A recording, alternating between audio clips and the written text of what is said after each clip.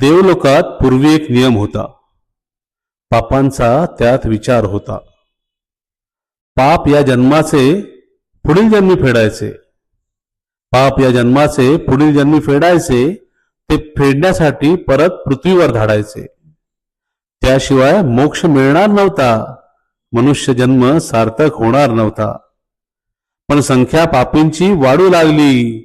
मेल्यावर देवलोकातच रांग लागली. प्रलंबित राहिली पुनर्जन्माची प्रकरणे. गर्दीमुळे देवांचेच कठीण झाले जगणे. देवलोकाची बिघडली सारी व्यवस्था.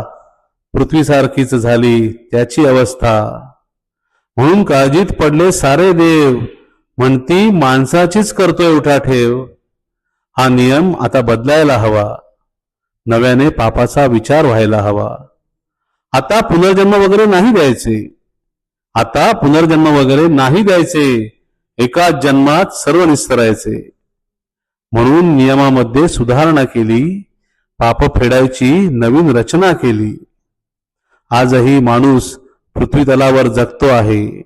आजही माणूस पृथ्वी तलावर जगतो आहे. पण केलेल्या पापांची सजा इथेच भोगतो आहे. पण केलेल्या पापांची सजा इथेच भोगतो आहे.